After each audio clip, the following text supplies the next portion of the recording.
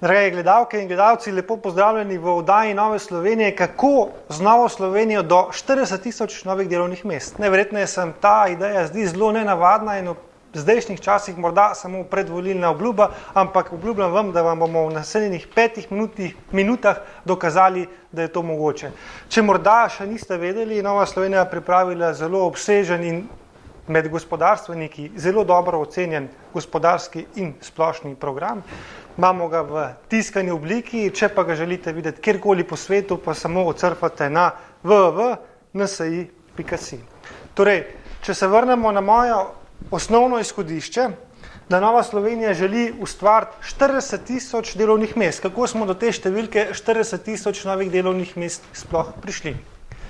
Leta 2008, ko je naša vladna koalicija zapuščala vladne vrste in ko je naš minister Bajuk zaključeval svoje delo, je bilo v Sloveniji 60 tisoč ljudi brez dela.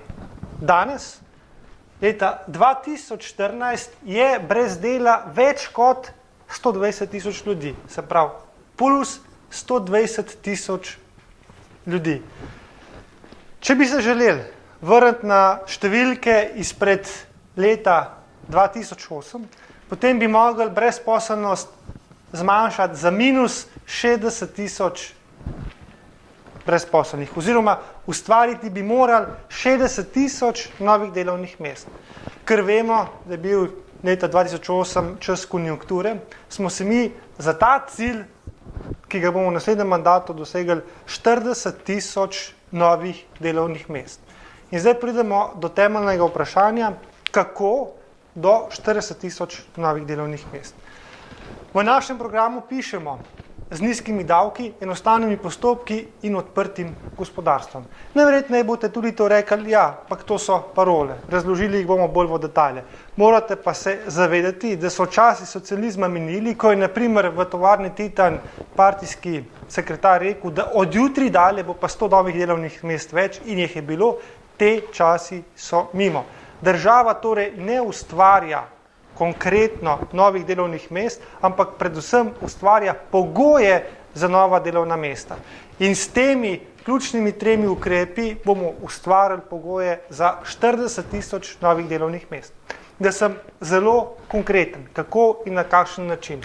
Če pogledate za primerjavo v Sloveniji in če jo primerjam s Slovaško, in če rečem, da imamo obrtnika in podjetnika, ki lahko mesečno nameni 5200 evrov za plače, potem bo v Sloveniji lahko uradno zaposlil 2 delavca, ki jima bo dal plačo 1000 evrov.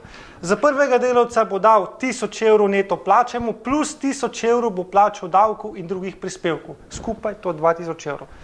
Za drugega delavca prav tako 1000 evrov neto plače in pa 1000 evrov prispevkov. Smo, če potegnete črto, na 4000 evrov. Kar pomeni, da mu za tretjega zaposlenega delavca enostavno zmanjka denarja. Zaradi tega se žal podjetniki poslužujejo možnosti, da zaposlujejo na črno. Na črno bo dobil še enega delavca in mu bo dal 1000 evrov neto plače. Ne? To je primer za Slovenijo. Na Slovaškem, če date delavcu 1000 evrov plače, državi date še zraven 300 evrov.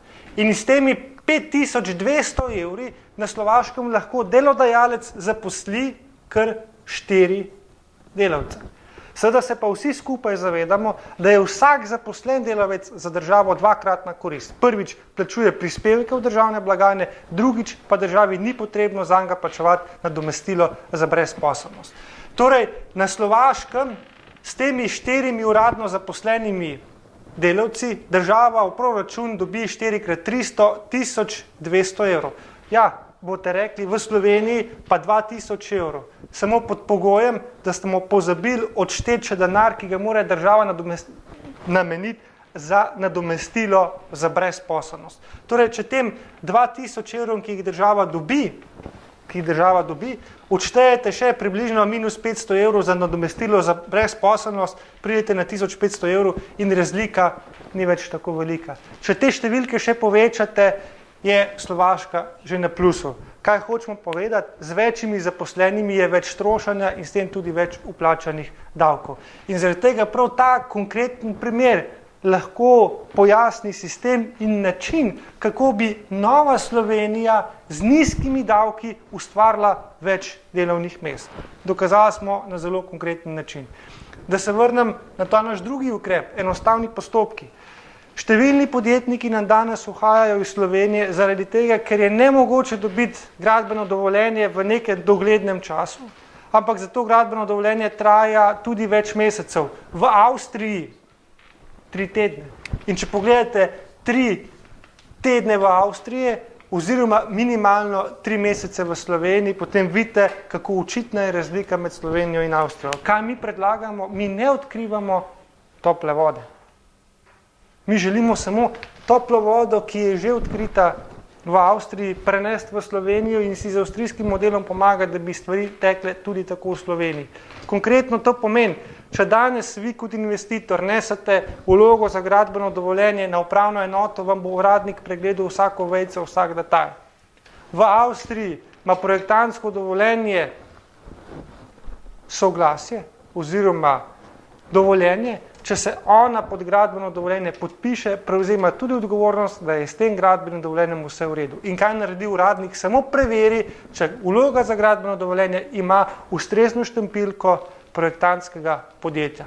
In to je vse. In takšen koncept bi tudi mi radi uvedli. To je drugi ukrep. Tretji ukrep. Odprto gospodarstvo.